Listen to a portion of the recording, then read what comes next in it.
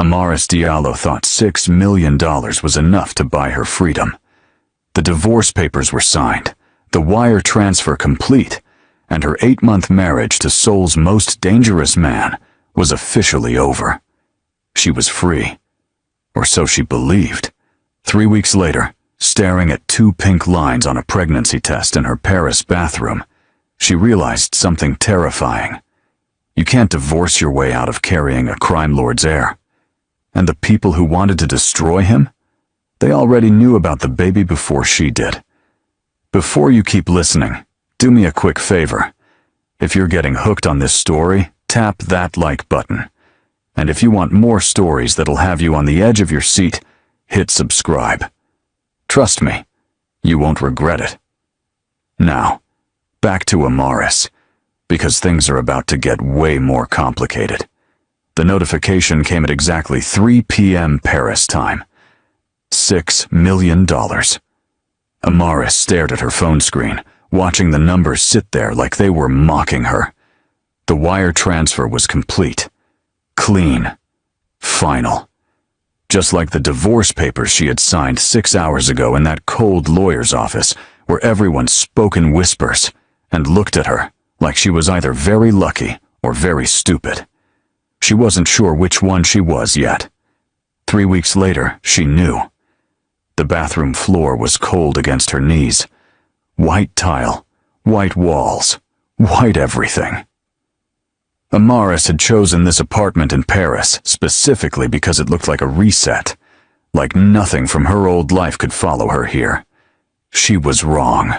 The pregnancy test sat on the edge of the sink, 2 pink lines screaming at her in a language she didn't want to understand. Her hands were steady when she picked it up. That was the thing about Amaris Diallo. She didn't shake. Not when she signed a marriage contract with a man she barely knew. Not when she lived in his house for 8 months, pretending her heart wasn't doing complicated things every time he walked into a room. Not when she signed the divorce papers. And not now. But inside? Inside, she was falling apart. "Okay," she said out loud to her reflection. "Okay. Think." Her phone buzzed. A message from her friend Claire.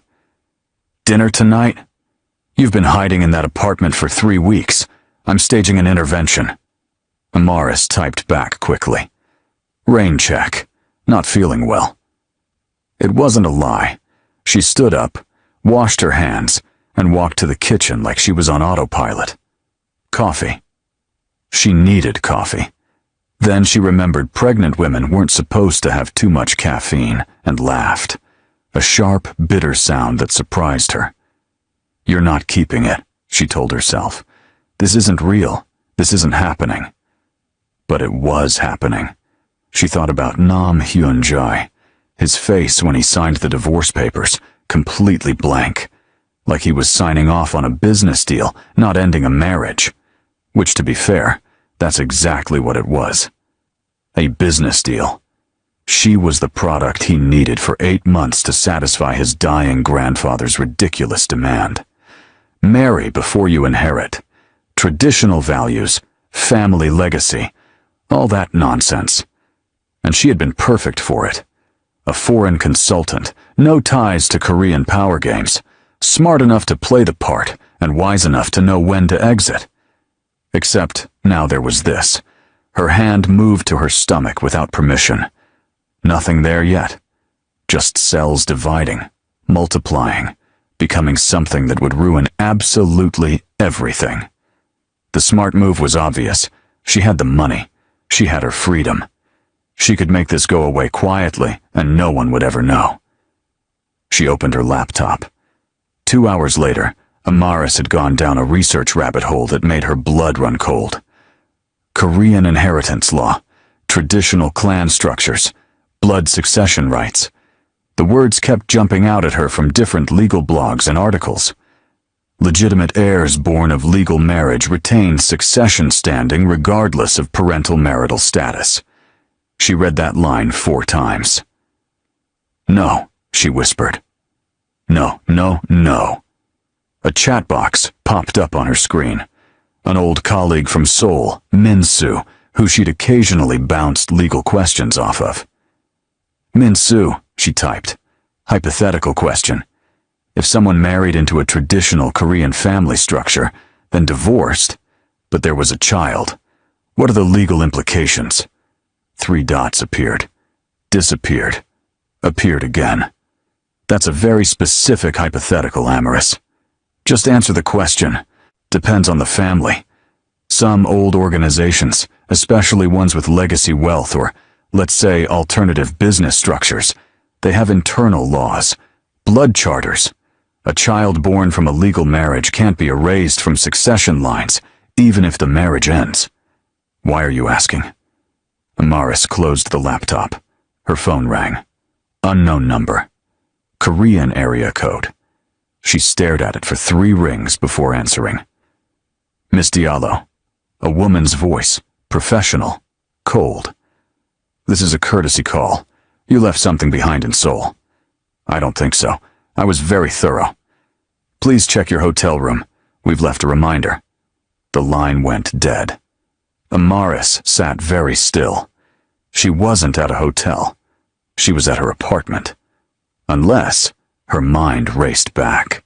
She had stayed at a hotel her first week in Paris before the apartment lease started. A nice place in the 6th arrondissement. She'd checked out 2 weeks ago. She called the hotel. Ah, Miss Diallo, the concierge said warmly. Yes, we have a package that was left for you. Arrived this morning. Would you like us to send it over? No, I'll come get it. The package was small.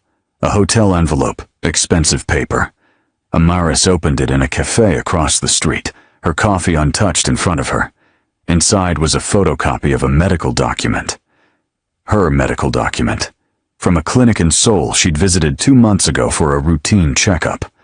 Someone had highlighted a note in the corner. Patient may be in early pregnancy. Recommend follow-up testing. She'd never gone back for that follow-up. Had dismissed it as a paperwork error because her period had been irregular from stress, and she'd been too busy playing the perfect wife to think about it. But someone else had thought about it. Underneath the medical document was a business card. No name, just a symbol she recognized from her time in Seoul, the Cheongpa Brotherhood, and written in neat handwriting on the back, Seoul is waiting. Amaris's hands were still steady when she pulled out her phone and booked a flight. 16 hours later, she walked through Incheon Airport with dark sunglasses and her hair pulled back, carrying only a small bag. She'd learned during her 8 months as Nam Hyunjae's wife that the best way to move through Seoul unnoticed was to look like you belonged exactly where you were. Confident, purposeful, bored. She made it through customs and was heading toward the taxi stand when a black car pulled up. The back window rolled down. Secretary Yoon looked exactly the same as he had 3 weeks ago when he'd handed her the divorce settlement check. Tired eyes, expensive watch, the kind of face that gave nothing away. Miss Diallo, he said, this is unexpected. I didn't realize I needed to announce my travel plans. You don't. But getting into a random taxi when certain people know you're in Seoul seems unwise. Certain people like who? Get in the car and I'll tell you. Amaris considered her options for exactly 3 seconds, then opened the door and slid in. Yoon didn't look at her as the driver pulled away from the curb. Does he know you're here? Do you know why I'm here? I can guess. You received a message. More than a message. A threat. The Cheongpa Brotherhood doesn't make threats. They make promises. Amaris turned to look at him properly. What do they want? Right now? To see what you'll do. Later? That depends on several factors I think you're already aware of. Her hand moved to her stomach again. She caught herself and stopped. Yoon noticed. His expression didn't change, but something flickered in his eyes. He doesn't know, Amaris said quietly. I'm aware. Are you going to tell him? That's not my decision to make, but hiding it won't work. Too many people already know. The question is how he finds out, and from who. The car was heading into Gangnam, familiar streets, familiar buildings. Amaris had spent 8 months learning this city, these patterns. She knew where they were going before the car turned onto the street. "I'm not going to the penthouse," she said. "You're going to headquarters. He's in a meeting. You'll wait in my office. And if I don't want to see him?" Yoon finally looked at her. "Then why did you come back to Seoul?" She didn't have an answer for that. Namgung headquarters looked like every other corporate building in Gangnam. Glass, steel, minimalist design. The only difference was the security. Cameras everywhere. Men in dark suits who were definitely not regular office workers. An elevator that required 3 different clearances to reach the top floor. Amaris had been here exactly twice during her marriage, once for a formal dinner, once for a contract signing. Yoon led her through hallways that smelled like expensive air freshener and old money. His office was smaller than she expected, neat and organized, in a way that made her think he didn't spend much time there. "Wait here," he said. "I'll let him know you've arrived." "Don't." Yoon paused at the door. "I need information first," Amaris continued, "about the Cheongpa Brotherhood, why they're interested in me, what they really want." "You already know what they want. Say it anyway." Yoon was quiet for a long moment. Nam Hyun-jae controls the largest organized network in Seoul, but control is fragile. It requires respect, fear, and legitimate succession. His grandfather's death triggered a transition period. The marriage to you satisfied the old man's requirements for inheritance, but it also started clocks ticking. Internal challenges, external threats. The Cheongpa have been waiting for an opening. And I'm the opening. A child would be. Legitimate heir, foreign mother, messy succession question. It's the kind of chaos that could fracture everything he's built. Amaris felt cold. "So they'll come after the baby. They'll come after you. The baby is just leverage." "Great, fantastic. Love that for me." Yoon almost smiled. "Almost. You have options. Name them." Option 1. Disappear. We can arrange new identity, new city, new life. The payment you received is enough to start over anywhere in the world. And the Cheongpa would eventually lose interest if they can't find you and can't confirm the pregnancy. Eventually? What a comforting word. Option 2. Stay. Tell him. Let him handle it. By handle it, you mean what exactly? Yoon's silence was answer enough. Amaris stood up and walked to the window. Seoul sprawled out below, millions of people living normal lives where their biggest problems were traffic and work deadlines, not criminal organizations and blood succession laws. "There's a third option," she said slowly. "I handle it myself. You're not equipped for that kind of handling. You'd be surprised what I'm equipped for." The door opened without a knock.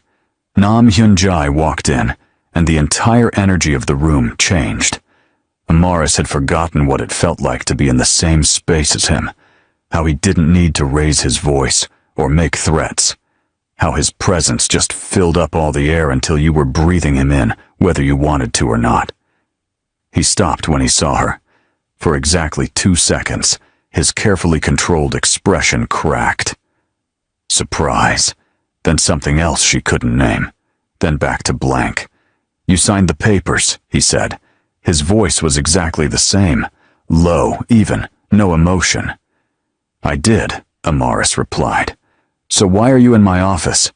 "I have a complication." "Complications can be solved over the phone."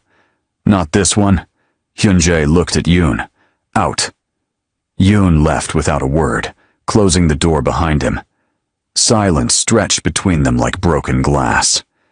Hyun-jae moved to his desk, but didn't sit. "What complication?" "The Cheongpa Brotherhood sent me a message in Paris. They know things about me, personal medical things, and they suggested I come back to Seoul." Something dangerous flickered across his face. "What things?" "That's not important right now. If the Cheongpa are involved, Everything is important. What do they know, Amaris? She hated how her name sounded in his voice, like he had rights to it. They have a copy of medical records from when I was here, from 2 months ago. And they're using it as leverage. Leverage for what? This was the moment. She could tell him. Put it all on the table. Let him take control like he always did, for better or worse. Or she could keep her cards close and play this her own way. I don't know yet, she lied. That's why I'm here. I need information about them, how they operate, what they want from you. Hyunjae studied her with those eyes that always saw too much. You're lying. Excuse me. You're lying to me right now. You know exactly what they want. You just don't want to tell me. Maybe I don't trust you. You married me. For money. Let's not romanticize it. He moved around the desk, closing the distance between them. Not touching, but close enough that she had to tilt her head back to maintain eye contact. You came back to Seoul, he said quietly. You could have run anywhere in the world with $6 million and disappeared. But you came back here. To me. Why? Don't flatter yourself. Then explain it. Amaris's heart was doing that thing again, where it forgot how to beat normally. This was exactly why she'd left. Why she'd taken the money and run. Because being close to him made her stupid. I came back because running makes me a target, she said. And I'm done being afraid of men who think they can control me. I never tried to control you.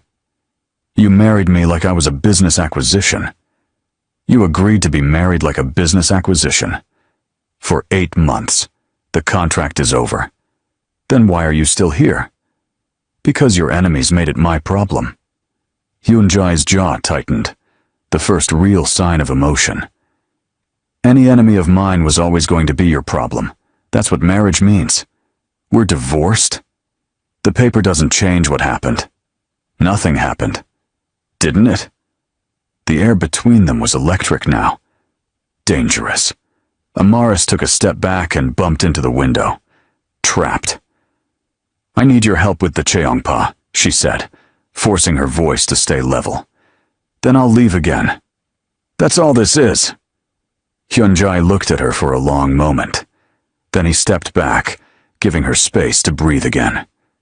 You'll stay at the penthouse, he said. Absolutely not. It's the only secure location. I'll get a hotel, which the Cheongpa will know about within an hour. Don't be stupid, Amaris. Don't be controlling, Hyunjae. His name felt strange in her mouth. She'd barely said it during their marriage. It was always polite distance. Mr. Nam, or nothing at all. This isn't about control, he said. It's about keeping you alive long enough to figure out what game they're playing. And what if I don't want your protection? Then you shouldn't have come back to Seoul. He was right, and she hated it. Fine, she said. The penthouse. But I stay in the guest wing, and you leave me alone. Agreed. And I want full access to information about the Cheongpa. Everything you know. No. Then no deal. Hyunjae's eyes narrowed. You're not in a position to negotiate. I'm always in a position to negotiate. That's why you picked me, remember? Because I'm smart enough to play the game. A ghost of something that might have been respect crossed his face. I'll have Yoon prepare briefing files. Anything else? Yes. Who leaked my medical records? I'm working on that. Work faster. She moved toward the door, but his voice stopped her. Amaris, she turned. Whatever you're not telling me, he said quietly. I'll find out eventually. I always do. Then I guess we'll both have surprises waiting. She left before he could respond. Yoon was waiting in the hallway, somehow unsurprised by everything. The penthouse, Miss Diallo. Apparently I'm staying there, against my better judgment. Your judgment brought you back to Seoul. I think it's been compromised for a while. Amaris almost laughed. You're really bad at comforting people, you know that? Comfort isn't in my job description. The penthouse looked exactly the same. Amaris stood in the entryway and felt 8 months of memories crash over her like a wave. The dining table where they'd eaten in silence, the living room where she'd read while he worked, the bedroom hallway where they'd said polite goodnights before retreating to separate spaces. A marriage that wasn't a marriage. A relationship that wasn't a relationship.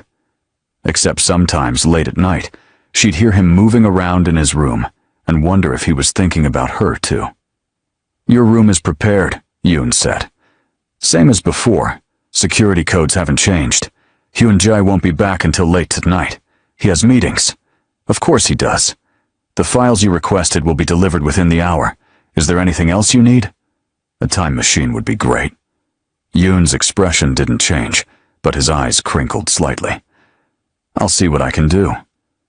After he left, Amaris walked through the penthouse like a ghost, haunting her own past. Everything was clean, organized, untouched. Like the 8 months she'd lived here had been erased.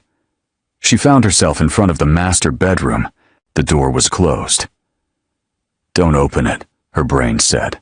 Her hand was already on the handle. The room was dark, curtains drawn. She flipped the light switch. It looked different. The bed was made with different sheets. The photos that had been on the dresser, formal family portraits and business awards, were gone, replaced with nothing. The whole room felt emptier somehow. Amaris walked to the closet and opened it without thinking. His clothes, perfectly organized by color and type. And in the back corner, pushed to the side but not thrown away, was the dress she'd worn to their wedding reception. Traditional hanbok, deep blue silk, custom made. She'd only worn it once. Why did he still have it? Her phone buzzed. A message from an unknown number. "Welcome back to Seoul. We should talk, alone, tomorrow night. Address attached. Come alone or don't come at all." The address was for a club in Itaewon, neutral territory. This was insane. Meeting with the Cheongpa alone was exactly the kind of stupid move that got people killed in this world. But it was also an opportunity to figure out what they really wanted before Hyun-jae tried to handle it his way. She typed back, "What time?" The response came immediately. "Midnight. Wear something forgettable." Amaris sat on the edge of Hyun-jae's bed and tried to think. Her hand went to her stomach again, that unconscious gesture that was becoming a habit. A baby. His baby. Growing inside her while she played spy games with criminal organizations. This was so far beyond what she'd signed up for. The files arrived an hour later, 3 thick folders marked with security classifications that made her raise her eyebrows. Yoon had actually given her top clearance information. She spread them across the dining table and started reading. The Cheongpa Brotherhood wasn't just a rival gang. They were old money, old power, old grudges. The kind of organization that thought in generations instead of quarters. And they'd been circling Hyun-jae's territory for years, waiting for weakness. His grandfather's death was the opening. The marriage had been a smart move to consolidate power quickly. But the divorce created questions. And questions created opportunities. There was a whole section on succession laws, blood charters, traditional inheritance structures that most modern Korean companies had abandoned, but criminal organizations clung to like religion. One paragraph made her stop breathing. Under Namgung Blood Charter, established 1792, any child born of the sitting head's legal marriage holds irrevocable succession standing, regardless of marriage status at time of birth. This law has never been successfully challenged. 1792. Over 200 years of tradition saying her baby belonged to this world, whether she wanted it to or not. "No," she whispered. "Absolutely not." She kept reading, looking for loopholes, exceptions, anything. The front door opened. Amaris looked up, startled. It was barely 8 p.m. Hyun-jae wasn't supposed to be back until late. He walked in and stopped when he saw her surrounded by classified documents, looking exactly like she was planning something. "Productive evening?" he asked. "Very. Your filing system is surprisingly well organized." "That's Yoon's doing." He set his bag down and loosened his tie, the first casual gesture she'd seen from him in weeks. "Found what you were looking for?" Found more questions than answers. He walked to the kitchen and poured himself water. Drank it. The silence stretched. "There's food if you're hungry," he said without looking at her. "I had the housekeeper stock the fridge. I'm fine. You need to eat." "I'm capable of feeding myself, thanks." He turned to face her. "Why are you angry?" "I'm not angry." "You've been angry since you walked into my office this afternoon. Either at me or at the situation, I can't tell which." "Maybe both." "Fair enough." He moved to the living room and sat down, close enough to see the files, but not close enough to crowd her. It was deliberate. Hyun-jae didn't do anything by accident. "The Cheongpa made contact again," Amaris said. "Not a question." "How did you know?" "Because you came home early. You're worried." His expression didn't change. "I'm always worried. It's part of the job." "This is different." "Yes, just that. Yes." No elaboration. Amaris closed the file she was reading. "They want to meet with me tomorrow night." Hyun-jae went very still. "You told them no." "I told them I'd think about it." "Amaris, I need to know what they want." "They want leverage against me." "You're the leverage. It's not complicated." "Then let me talk to them. Figure out what they know, what they're really planning." "Absolutely not. You don't get to make that decision." Hyun-jae stood up, tension rolling off him in waves. "You walk into a meeting with the Cheongpa alone, and you won't walk back out. Is that clear enough for you?" "I'm not stupid. I'll take precautions." "There are no precautions against people like that. They'll take what they want and dispose of what they don't need." "Like you did with me?" The words came out sharper than she intended. Hyun-jae looked like she'd slapped him. "That was different," he said quietly. "How?" "You needed a wife. You bought one. Contract fulfilled. Payment delivered. Everyone goes home happy." "Is that what you think happened?" "That's exactly what happened." "Then you weren't paying attention." Amaris stood up too, papers scattering. "What's that supposed to mean?" Hyun-jae closed the distance between them in 3 steps, close enough that she could see the pulse in his neck, the slight tightness around his eyes that meant he was holding back something big. "It means," he said, voice low and controlled, "that the divorce was the hardest thing I've done in 10 years, and if you think I signed those papers easily, then you don't know me at all." The air left her lungs. "Why are you telling me this?" she whispered. "Because you came back. Because you're standing in my house reading classified files and planning to do something dangerous and stupid. Because I need you to understand that protecting you isn't just strategy." "Then what is it?" He looked at her like he was trying to memorize her face. "I don't know. That's the problem." Her heart was a drum against her ribs. This wasn't supposed to happen. They had rules, boundaries, a clean exit. "Hyun-jae," she started. "Don't," he said. "Whatever you're about to say, don't. Not yet." He stepped back, putting safe distance between them again. "You're not meeting with the Cheongpa alone," he continued, back to business. "If you want information from them, we do it my way. Controlled environment, security present, non-negotiable.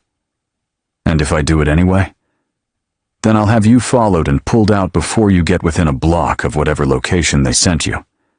That's controlling. That's caring whether you live or die. Learn the difference." He walked to his bedroom and closed the door.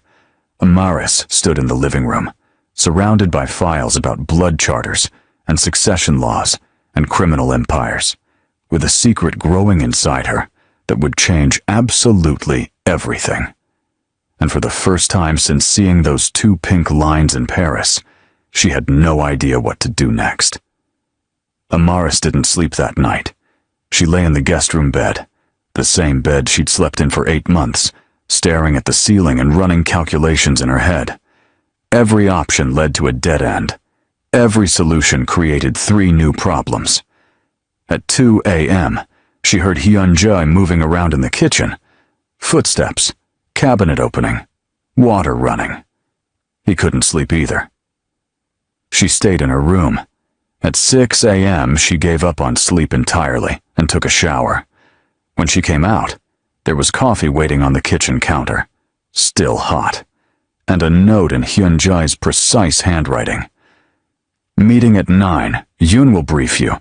Don't leave the building. No signature, no pleasantries. Back to business. Amaris drank the coffee even though she probably shouldn't, and tried not to think about how he'd remembered exactly how she took it. 2 sugars. No cream. Yoon arrived at 8:30 with a tablet, and the kind of expression that meant bad news was coming. The Cheongpa made their move, he said without preamble. 3 of our shipping containers were seized by customs this morning. Anonymous tip. Very detailed, very accurate. They're showing strength. They're showing they have inside information, which means the leak is still active. Amaris set down her coffee cup carefully. You have a mole. We have a problem. Hyun-jae is handling it. By handling it, you mean what exactly? Yoon gave her a look that said she didn't really want to know the answer. The meeting at 9 is with our legal team and security advisors. You should be there. Why? Because Hyun-jae requested it. I'm not part of this organization anymore. You came back to Seoul.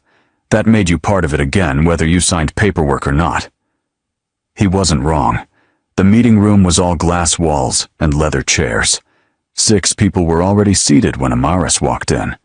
She recognized 2 of them from her time as Hyun-jae's wife.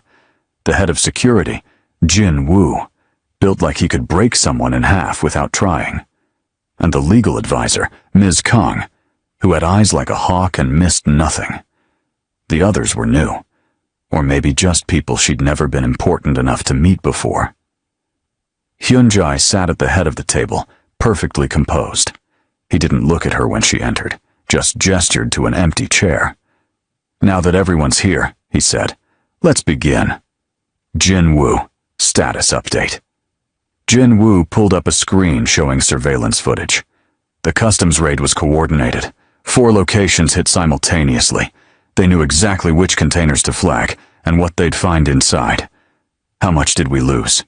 Monetarily, about 2 million. Operationally, our shipping route to Busan is compromised for at least 3 months. One of the men Amaris didn't recognize spoke up. We need to respond. Show the Cheongpa this won't be tolerated. We need to find the leak first, Ms. Kang cut in. Responding without knowing who's feeding them information is exactly what they want. Chaos benefits them right now. How many people had access to those shipping schedules? Hyun-jae asked. Internally? 15. But the information was accessible to anyone with executive clearance. So, half the organization. Essentially, yes. Hyun-jae's jaw tightened slightly, the only tell that he was furious. Amaris had been quiet up until now, listening, processing.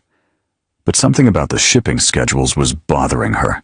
She'd spent 8 months reviewing Namgung financial documents. She knew their systems.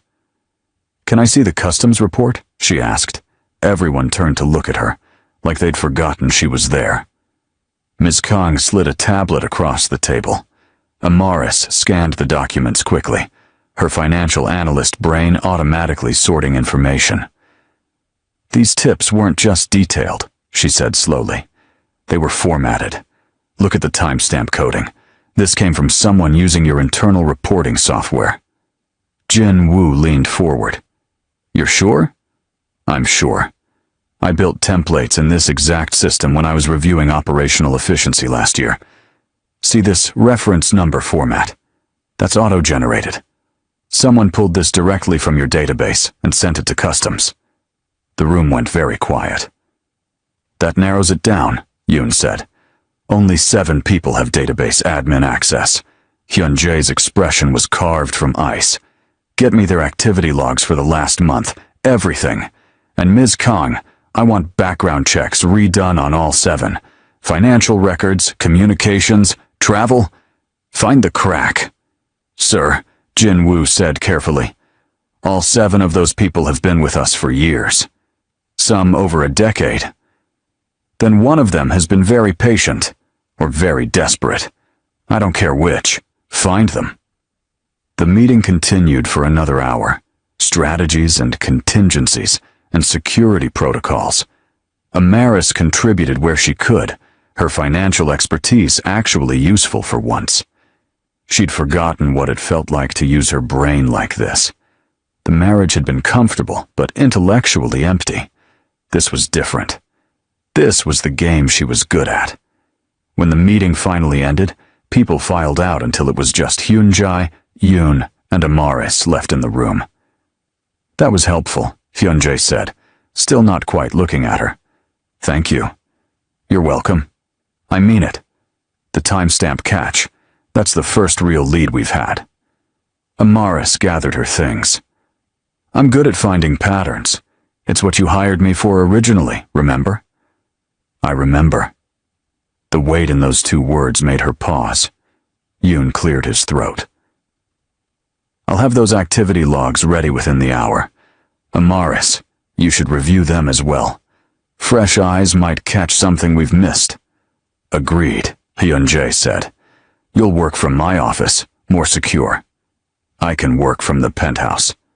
My office. Non-negotiable. There was that word again. Non-negotiable. Like he could just decide things for her. Fine, she said. But I need my own workspace.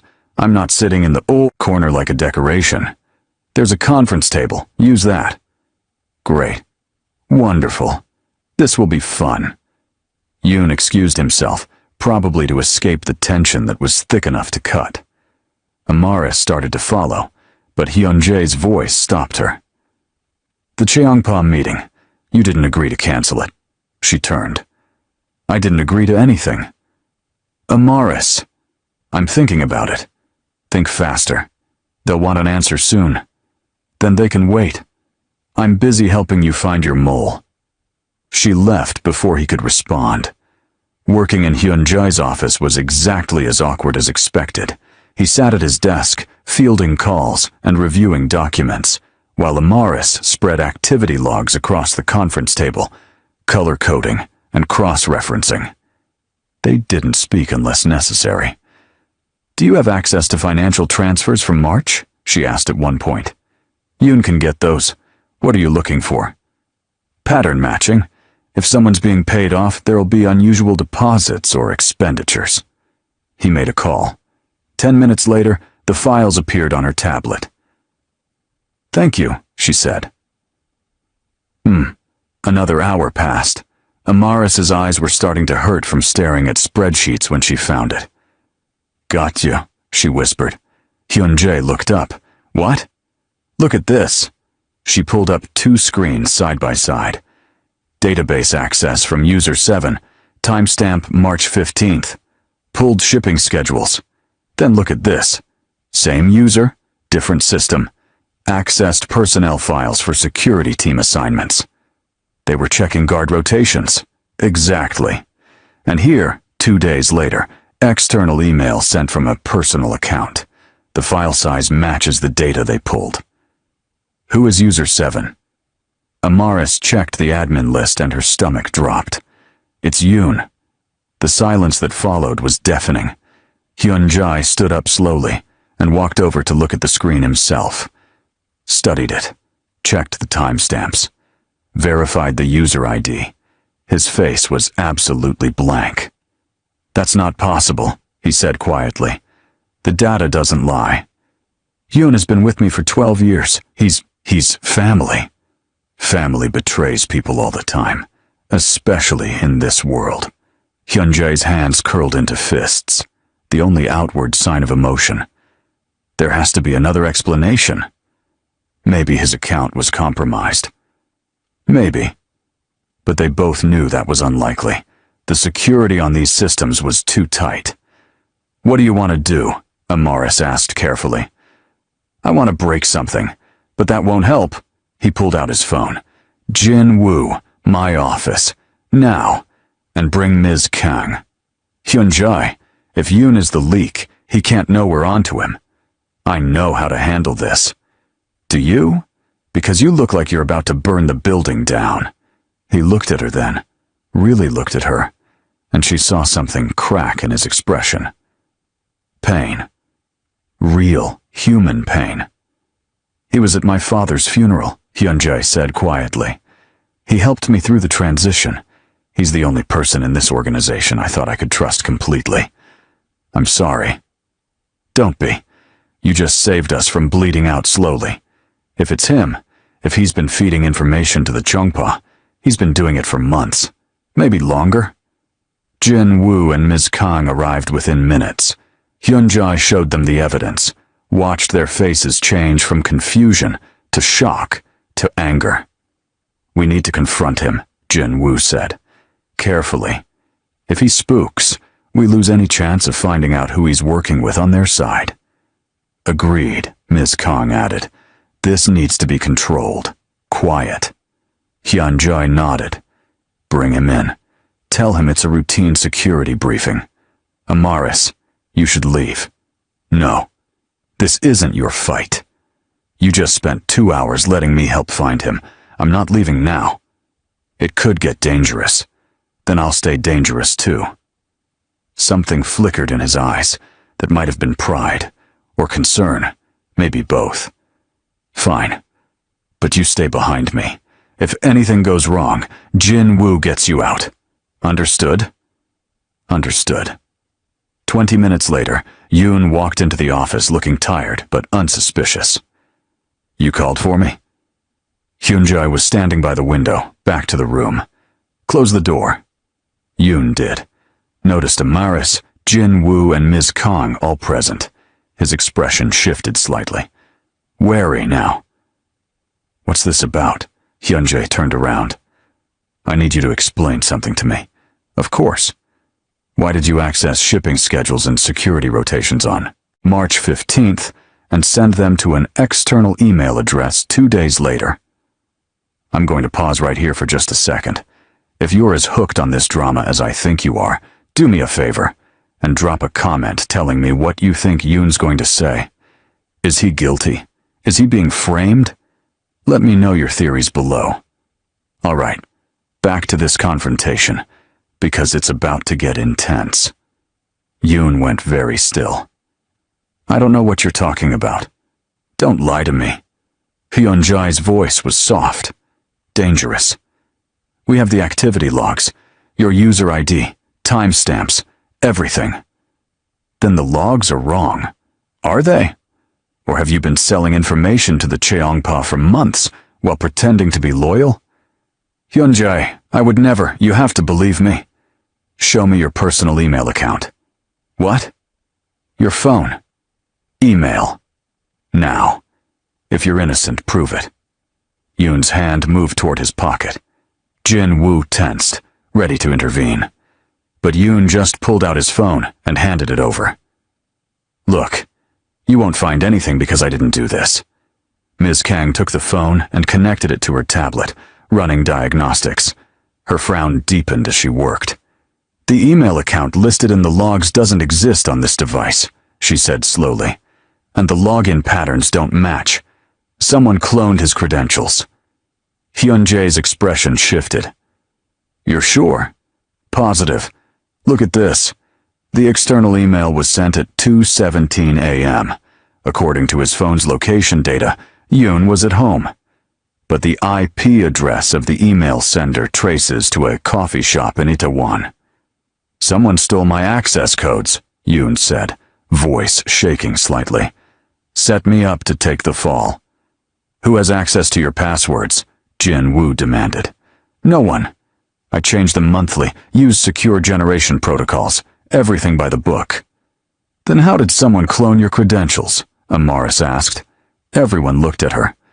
What if they didn't steal the passwords? She continued, thinking out loud. What if they replicated his login session? There are programs that can mirror admin access if you have physical proximity to the original user's device, even just a few minutes. Ms. Kang's eyes widened. She's right. If someone installed monitoring software on a shared network, they could capture session tokens when Yoon logged in, use those tokens to access the system as him without needing the actual password. Who has physical access to your devices? Hyunjae asked. Yoon thought for a moment. During work hours, dozens of people. My office isn't locked. I step out for meetings constantly.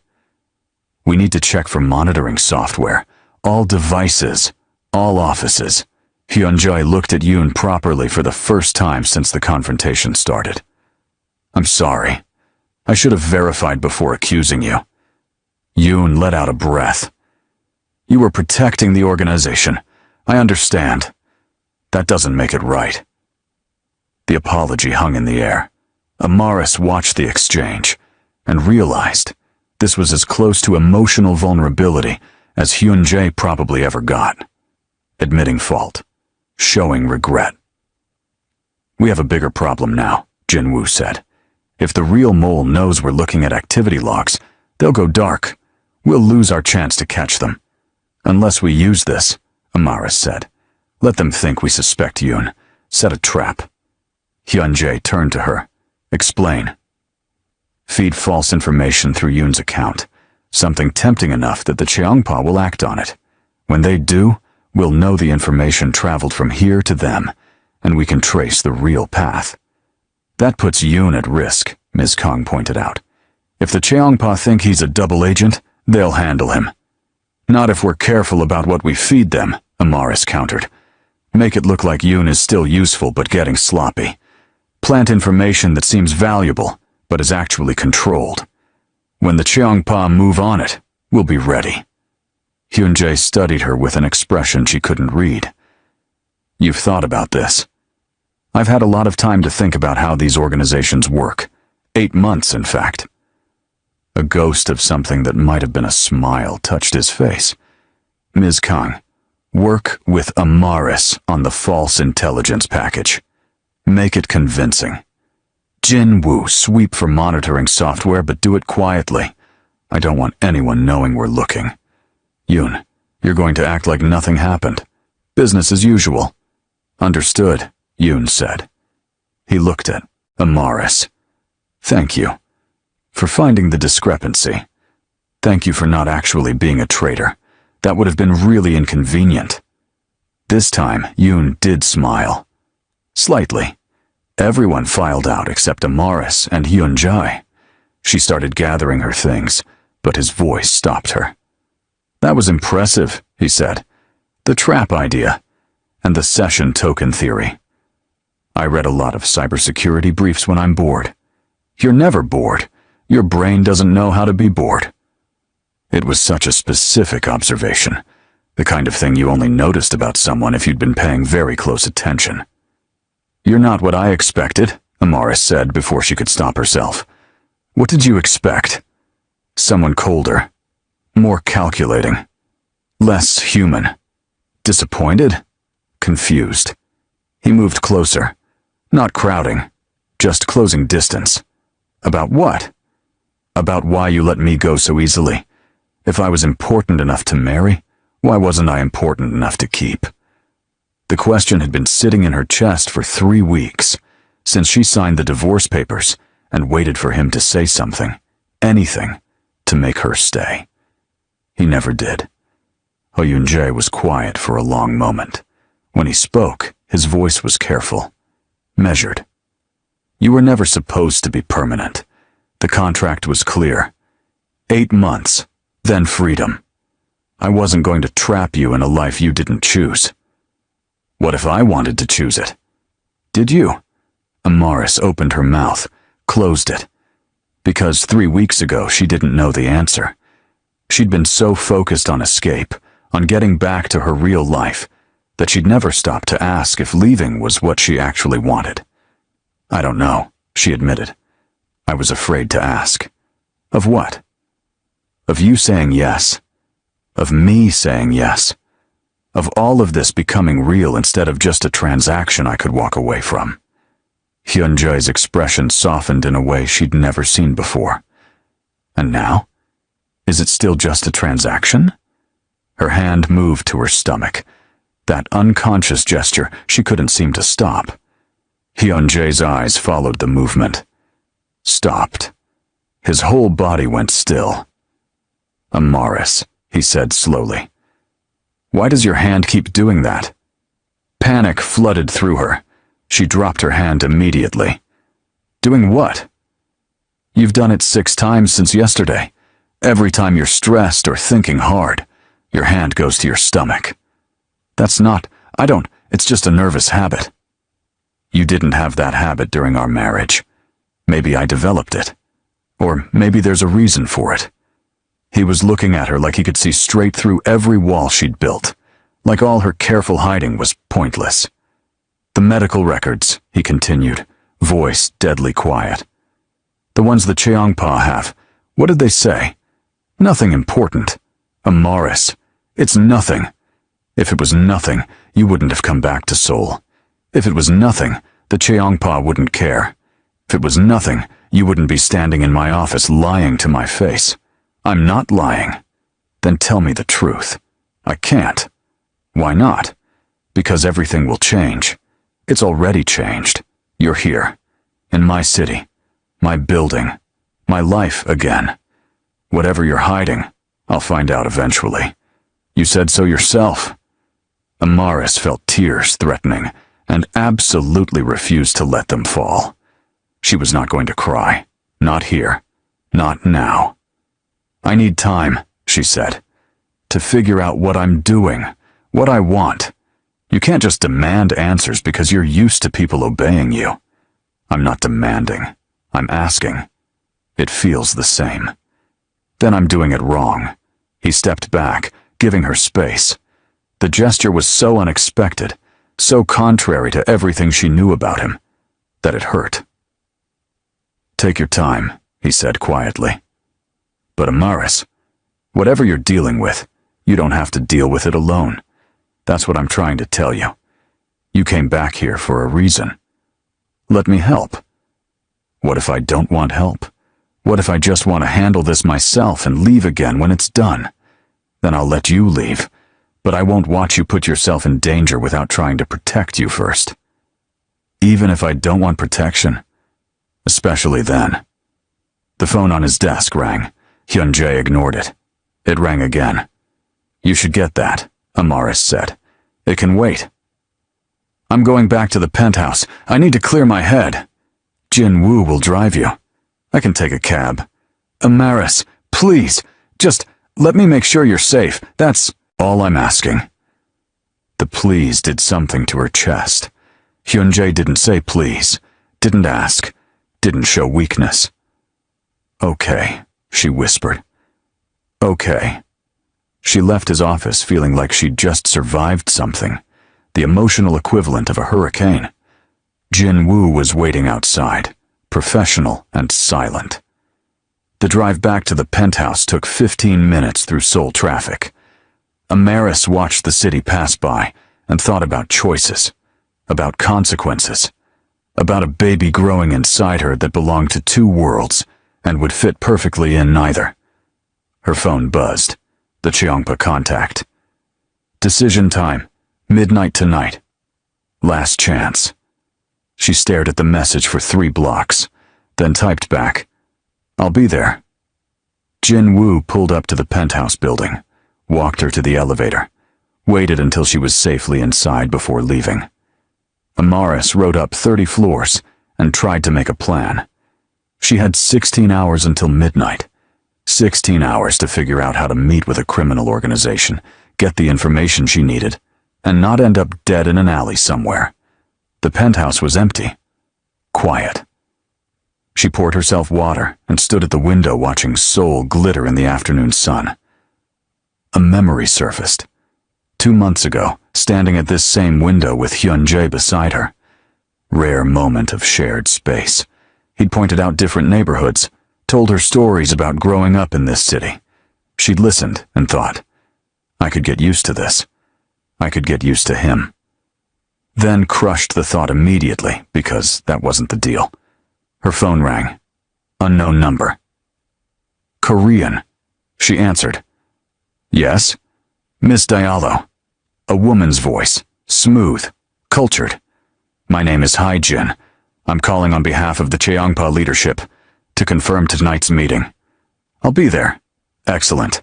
Some ground rules. Come alone. No weapons, no recording devices. We'll have security sweep you at the door. Understood. And Miss Diallo? We know about your condition. That's not a threat. Just so we're clear on what's being discussed tonight. The line went dead. Amaris sat down hard on the couch. They knew. Of course they knew.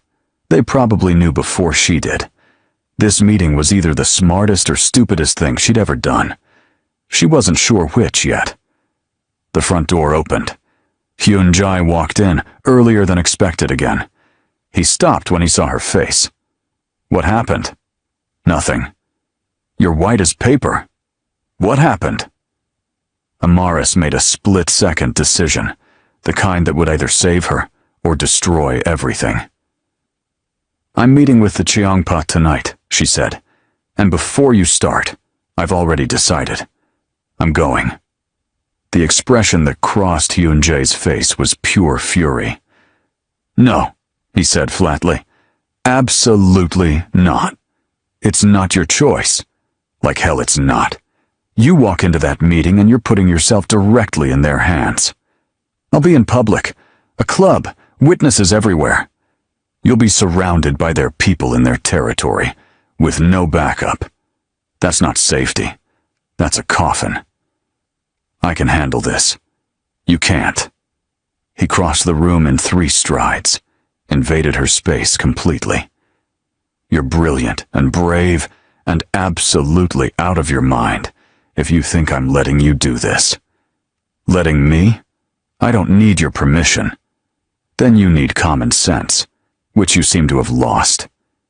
They were almost nose to nose now, close enough that she could feel the heat coming off him, close enough that her heart was doing that stupid racing thing again. Why do you even care? She demanded. We're divorced. I'm not your responsibility. You are absolutely my responsibility. You came back to Seoul because of me, because of threats connected to me. That makes you mine to protect. I'm not yours. I was never yours. Weren't you? The question hung between them like a live wire. The marriage wasn't real, Amaris said, but her voice shook. Wasn't it? Because it felt pretty real to me. Every dinner, every conversation, every time I came home and you were there. That felt real. You never said anything. Because you made it very clear you didn't want real. You wanted the contract, the terms, the clean exit. So did you? I thought I did. Then you left, and I realized I'd made the biggest mistake of my life. Amaris couldn't breathe. Don't do this. Don't do what? Tell you the truth? That I signed those divorce papers because I thought it's what you wanted, not because I wanted you gone. Stop! That I've spent 3 weeks trying to convince myself it was the right decision while knowing it absolutely wasn't? Hyun-jae, please stop. Tell me you felt nothing during those 8 months. Tell me it was just business to you and I'll stop. She couldn't. The lie wouldn't come. That's what I thought, he said quietly. He stepped back, ran a hand through his hair, the most disheveled she'd ever seen him. You're not going to that meeting, he said. I'll have Jin Woo lock down the building if I have to. You wouldn't. Test me. Amaris stood up. This is exactly why I left, because you think you can control everything, including me. But I'm not one of your subordinates. I make my own choices. Even if those choices get you killed, even then, it's my life. And what about the baby's life? The words detonated between them like a bomb. Silence. Complete, absolute silence. Hyunjae's face went through 6 emotions in 3 seconds. Shock, disbelief, understanding, and something else she couldn't name. "What did you just say?" Amaris whispered. He looked at her stomach, then at her face. "You're pregnant." It wasn't a question. It was a statement.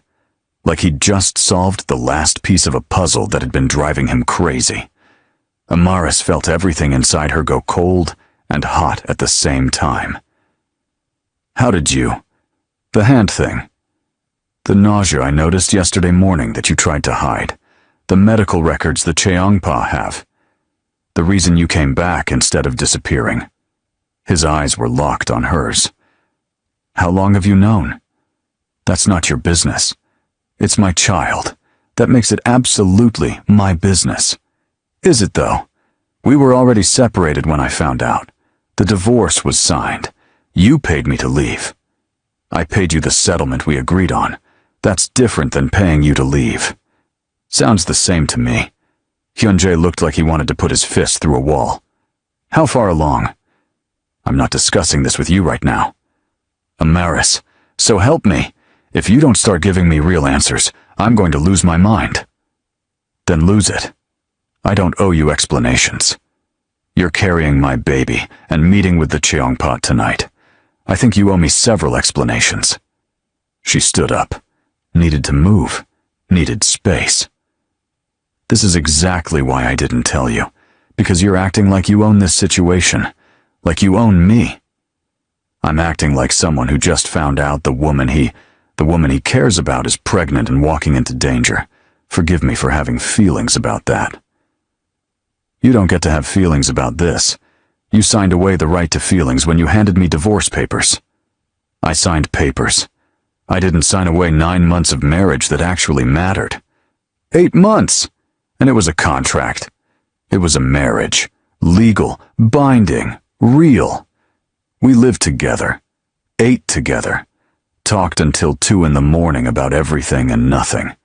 You can call it a contract all you want, but that doesn't change what it actually was. Amaris's throat was tight. What was it then? The best 8 months I've had in 10 years, and I was too much of a coward to tell you that before you left. She couldn't do this. Couldn't have this conversation while her entire world was falling apart. "I need air," she said. "You need to stay here where it's safe. I need you to stop telling me what I need." She grabbed her bag and headed for the door. Hyunjae moved to block her path. "Move," she said. "Not until you promise me you're not going to that meeting." "I can't promise that." "Then I can't move." They stood there, locked in a stalemate. Amaris could see the tension in every line of his body, the fear he was trying to hide behind anger. "Why does this matter so much to you?" she asked quietly. "Really? The truth?" Hyunjae's jaw worked. "Because I already lost you once. I'm not doing it again. You didn't lose me. You let me go. Worst decision I ever made. Then why did you make it? Because you deserved better than this life. Better than me." The confession hung in the air between them, raw and honest and completely unexpected. "That's not your choice to make," Amaris said.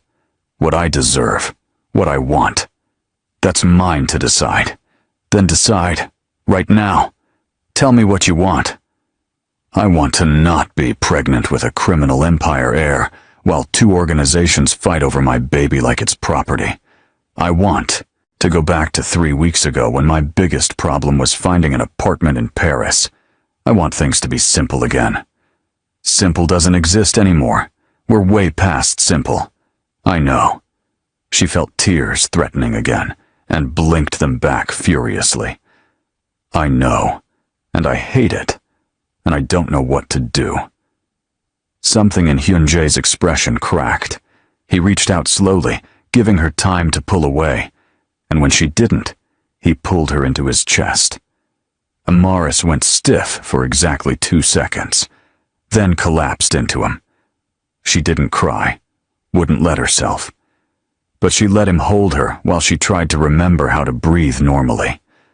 "I'm scared," she whispered into his shirt. "I know.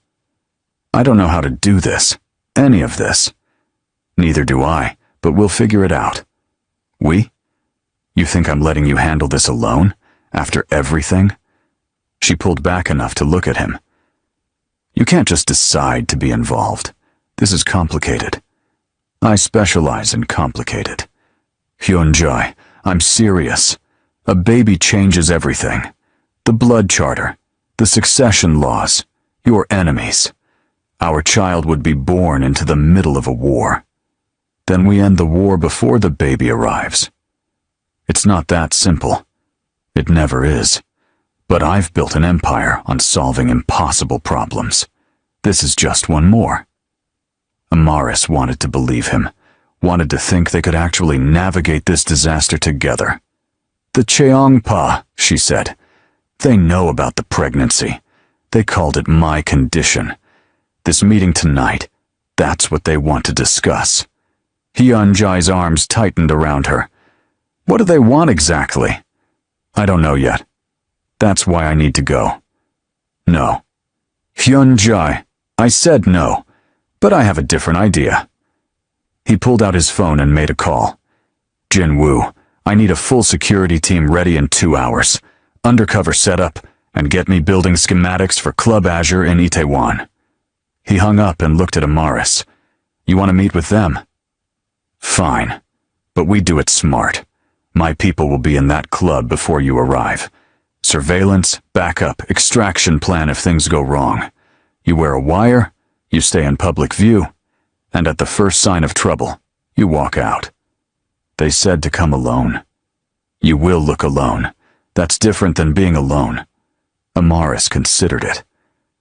"You're really going to let me do this? I'm really going to make sure you survive doing this. There's a difference. You're manipulative, you know that? I prefer strategically protective. Sounds better." Despite everything, she almost smiled. "This is a terrible idea. Most of my best ideas are terrible at first. That doesn't inspire confidence. Good thing confidence isn't what you need right now. You need a plan, and I'm very good at plans." 6 hours later, Amaris was wearing a dress she'd bought specifically for tonight. Simple, black, forgettable. Exactly what they'd asked for. The wire was so small she could barely feel it, hidden in her necklace, courtesy of Jinwoo's security tech. Hyunjae had wanted to come with her. She'd absolutely refused. This was already risky enough without him hovering. "You stay on comms the entire time," he said for the 15th time. "Any trouble, any sign something's wrong, Jinwoo pulls you out." "I know the plan. I'm serious, Amaris. These people are not your friends. They don't care about you or the baby except as leverage." "I know. And if they try anything, I'll handle it. I'm not helpless." "I know you're not. That's not what scares me." She looked at him. Really looked. Saw the fear he was trying to hide behind tactical planning and security protocols. "I'll be careful," she said softly. "I promise." "You better be. Because if something happens to you, I'll burn their entire organization to the ground." That's very romantic in a terrifying crime boss kind of way. "I'm not trying to be romantic. I'm trying to keep you alive." "Could be both." His expression shifted, softened.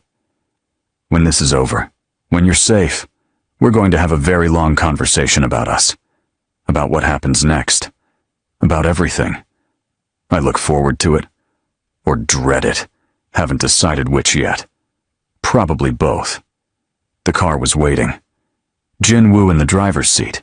2 other security personnel she didn't recognize in a follow vehicle. Hyunjae walked her down, stopped before she got in. "Amaris." "Yeah? Come back to me. Please." The please again. Breaking her heart in the best, worst way. "I will." She got in the car before she could change her mind. Club Azure was exactly what she expected. Loud music, dim lights, Beautiful people drinking expensive alcohol and pretending their lives were more interesting than they actually were. Amaris walked in at exactly midnight. A man in a suit appeared immediately. "Miss Diallo, this way." He led her past the main floor to a private section in the back, separated by frosted glass, quieter, exclusive.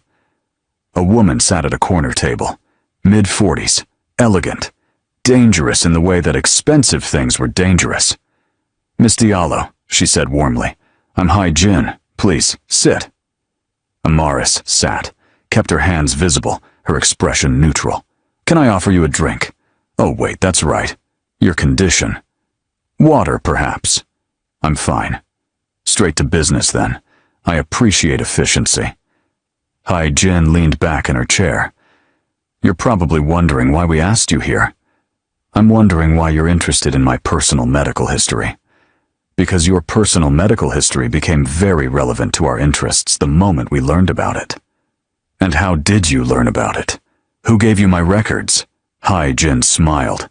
"That's the question, isn't it? Who in Nam Hyun-jae's organization is tired enough of his control to help us instead?" So they were admitting to having inside information. Good. That confirmed the mole was real and active. "What do you want?" Amaris asked. "Want is such a strong word. Let's say propose. We propose a mutually beneficial arrangement." "I'm listening." "You're carrying the heir to the Namgung organization. Under their blood charter, that child has succession rights, which means you have leverage, significant leverage. Leverage for what? For ensuring your child's future, and yours." Hai Jin pulled out a tablet, slid it across the table. "This is a legal document, drafted by very expensive lawyers. It would grant you full custody and remove all succession obligations from your child. In exchange, you provide us with certain information about Namgung operations." Amaris looked at the document without touching it. "You want me to spy for you? We want you to protect your child from being used as a pawn in power games that have nothing to do with you. By becoming your pawn instead. By taking control of your own situation. And if I refuse?" Hai Jin's smile didn't waver. "Then your child will be born into a very complicated world. Namgung will claim succession rights. We'll challenge those rights. The whole thing will end up in internal council courts that could take years. During which time, your child will be the center of a war they didn't ask for." It was a threat dressed up as concern. Classic manipulation. "Let me ask you something," Amaris said. "What happens to Hyun-jae if I give you information?" "That depends on the information. But ultimately, you want him removed from power. We want the Namgung organization restructured. Leadership change is part of that. So you want me to betray him, help you destroy everything he's built, and in exchange, you'll let me and my baby disappear quietly. We want you to choose your child over a man who married you as a business transaction. And if I choose both?" Hai Jin's expression flickered, just slightly. "That's not an option we're offering." "Then we don't have a deal." "Miss Diallo, you're not understanding the situation you're in." "No, I understand perfectly. You need me to weaken Hyun-jae because you can't do it alone, which means you're not as powerful as you want me to believe, and threatening a pregnant woman shows you're desperate. Before this story ends, I need to know you're still with me. If you've made it this far, you're clearly invested in what happens to Amaris and Hyun-jae. So here's what I need from you. Hit that subscribe button because we're building something special on this channel. Stories that actually matter. Characters you care about. And if this one's got you feeling some type of way, wait until you see what's coming next. Now let's finish this, because Amaris is about to make a move that changes everything. Hey Jin's friendly mask slipped. Careful, Miss Diallo. You're in our territory. In a public club, with witnesses, security cameras. You're not going to do anything to me here. There are other places, other times. Is that a threat? It's a reality check. Amaris leaned forward. Here's my reality check. I don't work for you. I don't work for Hyunjae. I work for myself and my child. So whatever game you're playing, find a different player. She stood up. Hae-jin's hand shot out and grabbed her wrist. You're making a mistake. Wouldn't be my first. Probably won't be my last. Amaris pulled her hand free and walked out. Her heart was pounding, but she kept her pace steady, confident. She made it to the main floor before two men stepped into her path. Miss Hae-jin would like you to reconsider, one of them said. Miss Hae-jin can send me an email. This isn't a request.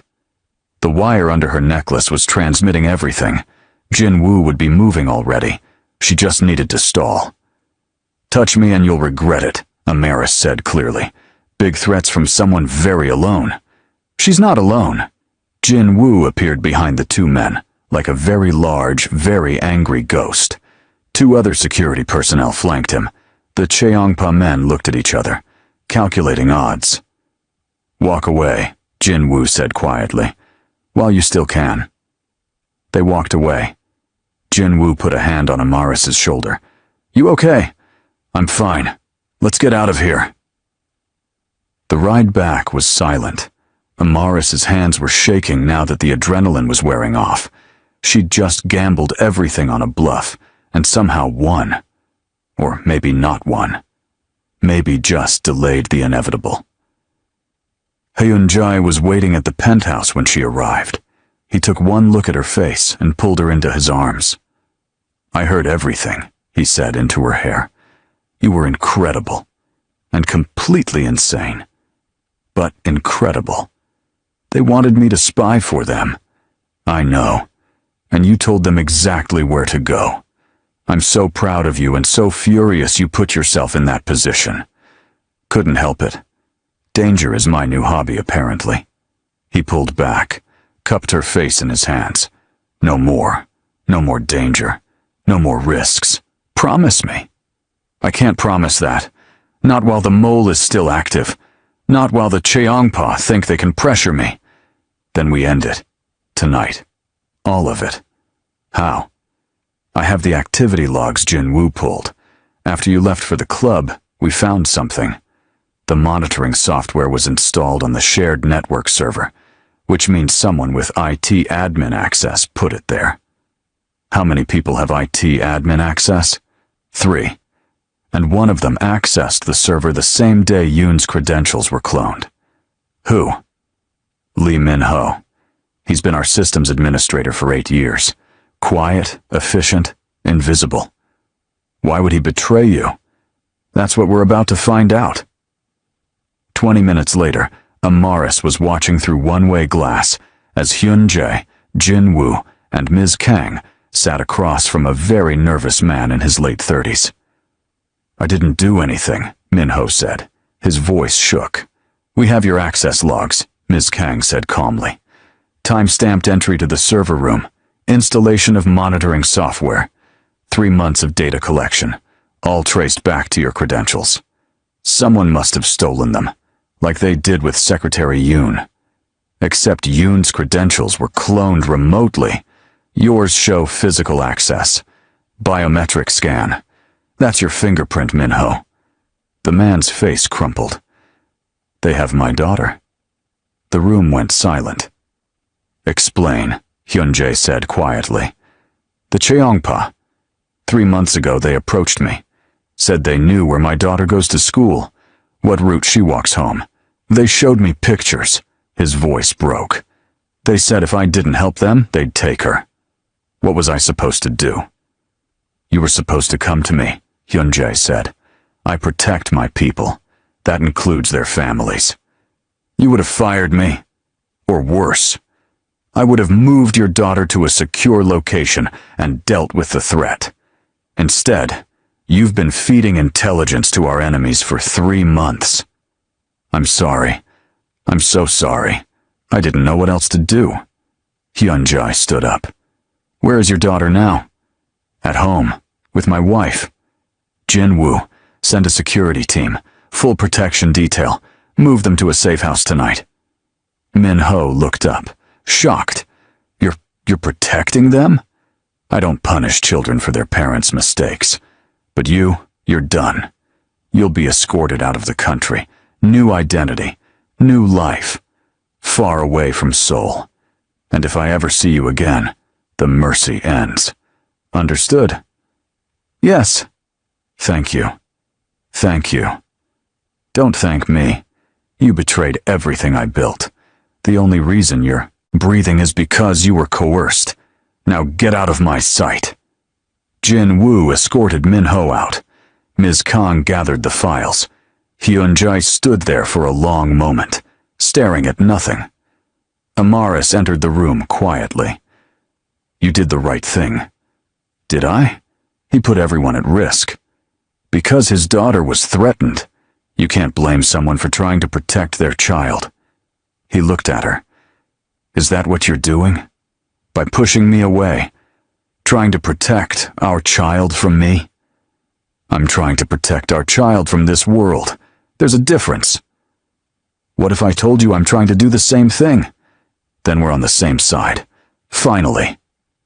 Hyun-jae moved closer.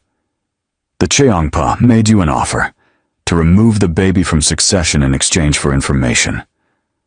I turned them down. I know. But what if we did it anyway? Removed the baby from succession. Legally. So they have nothing to leverage. Amaris frowned. Ms. Kang said the blood charter can't be amended without a full council vote. It can't be amended, but it can be circumvented. If I voluntarily step down from leadership before the baby is born, transfer control to someone else, then technically there's no succession to inherit. You would give up everything? For this baby? For you? For our child? For a chance at something that doesn't involve looking over my shoulder every second? Amaris's throat tightened. That's a huge sacrifice. Or it's the smartest thing I've ever done. I've been running this organization for 10 years. I'm tired, Amaris. I'm tired of the violence and the politics and the constant threat. Maybe it's time for something different. What would you even do? I don't know. Figure it out. With you. If you'll let me. She wanted to say yes. Wanted to believe they could actually build something real together. There's still the Cheongpa, she said. They won't just let this go. No, they won't. Which is why we're going to give them something better than you or the baby. What could possibly be better? Hyun-jae smiled. It wasn't a nice smile. Proof that they've been conducting illegal operations through shell corporations that violate international trade law. The kind of proof that gets entire leadership structures arrested and dismantled. You have that proof? I've been collecting it for 2 years, waiting for the right moment. This feels like the right moment. You're going to destroy them. I'm going to remove them as a threat, permanently. Amaris thought about it. When? Tomorrow. I'll deliver the evidence to the authorities. By tomorrow night, the Cheongpa Brotherhood will be too busy dealing with international investigations to worry about us. And then what? And then I step down, transfer leadership to someone I trust, and we figure out what comes next, together. You're really serious about this. I've never been more serious about anything in my life. Amaris looked at him. This man who had been a stranger 8 months ago, who had become something complicated and important without her permission, who was now offering to give up an empire for a chance at something real. Okay, she said quietly. Okay? Okay, let's try. Let's figure this out together. No contracts, no terms, just us. Hyun-jae's expression transformed, relief and hope and something that looked a lot like love. Us, he repeated. I like the sound of that. Don't make me regret this. I'll try my best not to. He reached for her hand. She let him take it. There's something else, Amaris said. Something I need to tell you. I'm listening. I'm scared. Of all of this. Of being a mother. Of bringing a child into this mess. Of what happens if we can't make this work. I'm scared too. You don't look scared. I'm very good at hiding it. Years of practice. What scares you most? Hyunjae was quiet for a moment. That I'll fail you, both of you. That I'll try to do the right thing and mess it up anyway, because I don't know how to be anything other than what I've been. What have you been? Controlled, closed off. Someone who solves problems with power instead of, I don't know, actual human connection. You're connecting right now. Seems like you know how to do it fine. With you, it's different. You make it easier. That's the nicest thing you've ever said to me. I have a lot of nice things I've been saving up. Didn't feel right to say them when you were contractually obligated to listen. Amaris laughed. Actually laughed. So you waited until I had a completely different reason to feel obligated? Is carrying my baby really an obligation? Depends on the day. Today it feels more like a complication with potential. Potential for what? For something good. Maybe. If we don't screw it up. No pressure then. None at all. They stood there, hands linked, the whole messy, complicated future stretching out in front of them. I should sleep, Amaris said. It's been the longest day of my life. Mine too. Will you? Will you stay? Just for tonight? I don't want to be alone. Hyunjae's eyes softened. I'll stay as long as you want me to. Careful. That might be a very long time. Promise? We'll see. Ask me again tomorrow. He walked her to her room, stopped at the doorway. Amaris? Yeah? Thank you. For coming back. For giving this a chance. For not running when you had every reason to. Thank you for not making me regret it. Yet. I'll take that as a challenge. She closed the door and leaned against it, hand on her stomach. You hear that? She whispered to the baby that was barely more than a cluster of cells. Your father is either the best or worst decision I've ever made. We'll find out which together. The next day moved like a storm. Hyunjae delivered the evidence to 3 separate agencies. International Trade Commission, Financial Crimes Unit, Interpol. By noon, warrants were being issued. By 3 p.m., arrests were being made. By evening, the Cheongpa Brotherhood's entire leadership structure was in custody or fleeing the country. Amaris watched it unfold from the penthouse, news reports streaming across multiple screens. You destroyed them in 6 hours, she said, when Hyunjae came home. I destroyed their operational capacity. The organization itself will fracture and rebuild eventually, but it won't be my problem anymore. Because you're stepping down. Tomorrow, the council meets tomorrow. I'll announce my successor and transfer control officially. Who are you giving it to? Jinwoo. He's loyal, smart, and has no interest in expansion or war. He'll keep things stable and quiet. Exactly what's needed. How does he feel about that? Terrified. But he'll do it, out of duty if nothing else. Amaris moved to the window. Seoul sprawled below, millions of lights in the darkness. What happens to us now? She asked. Hyunjae came to stand beside her. What do you want to happen? I want to raise this baby somewhere safe. Somewhere they can just be a kid without blood charters and succession laws. Where would that be? I don't know. Paris, maybe. Or Lagos. Somewhere far from all of this. And me? Where do I fit in that picture? Amaris turned to look at him. Where do you want to fit? Anywhere you'll have me. Paris, Lagos, the moon. I don't care as long as I'm with you. That's very romantic. I'm trying this new thing where I say what I actually feel. It's uncomfortable, but apparently healthy. She smiled. How's that working out? Not sure yet. Depends on what you say next. Amaris took a breath.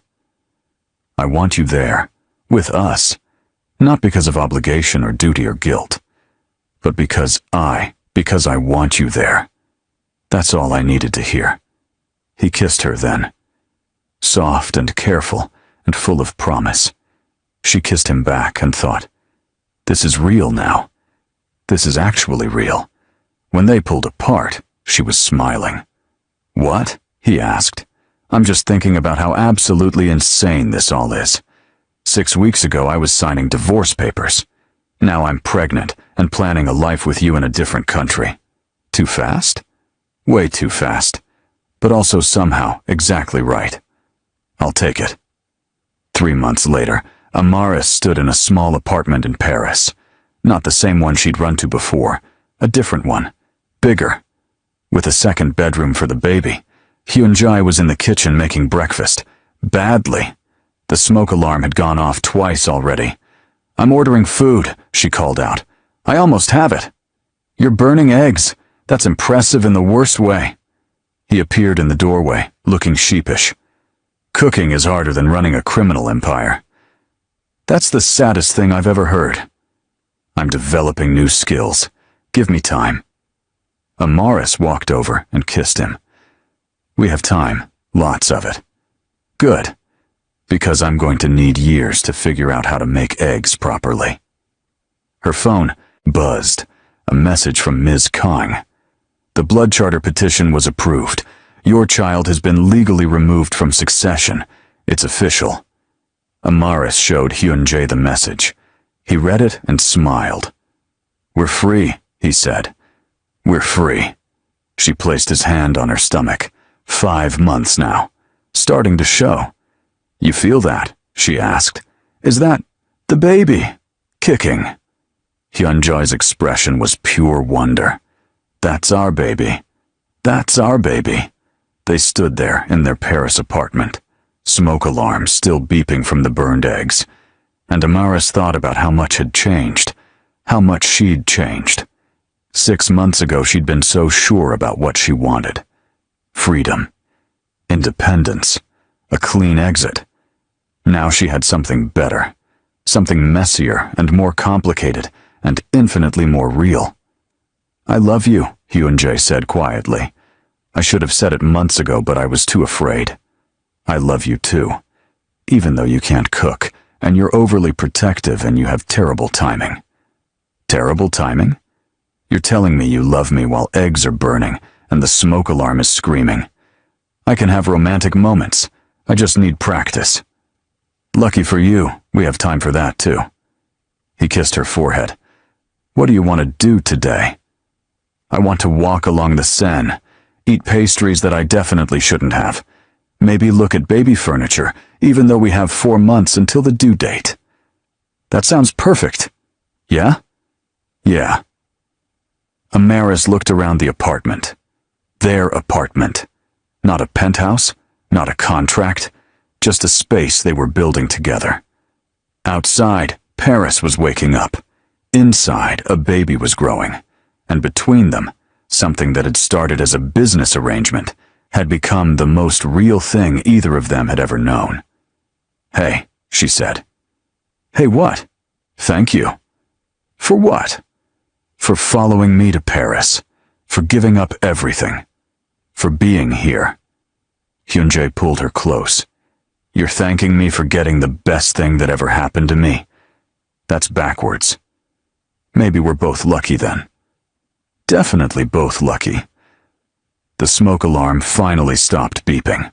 The morning sun streamed through the windows, and Amaris Diallo, former contract wife turned actual partner, placed her hand on her growing belly and smiled. She'd been paid $6 million to sign a divorce, only to discover she was pregnant with a baby that would inherit nothing except 2 parents who were finally figuring out how to love each other without contracts or terms or exit clauses. It wasn't the ending she'd planned. It was better.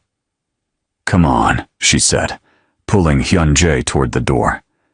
Let's go look at baby cribs. We don't need cribs yet. I want to look anyway. You're going to be one of those prepared parents, aren't you? You're going to be one of those overprotective parents. Fair point. They walked out into Paris together, hand in hand, and the future stretched out ahead of them. Uncertain, unplanned, and absolutely perfect. Behind them in the apartment, Amaris's phone buzzed one more time. A message from Secretary Yoon in Seoul. "Congratulations on the baby, and on your freedom. You both earned it. Take care of each other." She would read it later. Right now, she had pastries to eat, and cribs to look at, and a whole new life to build. One without contracts. One with just love. And honestly, that was worth more than $6 million ever could be. All right. We've reached the end of Amaris and Hyunjae's story, and I hope you felt every single moment of it. The fear, the hope, the butterflies, all of it. If this story grabbed you, if you found yourself rooting for them, do me one last favor. Subscribe to this channel, because we're just getting started. More stories are coming that'll make you feel things you didn't expect. More characters who'll get under your skin. More drama that'll keep you up at night. Hit that subscribe button and join this community.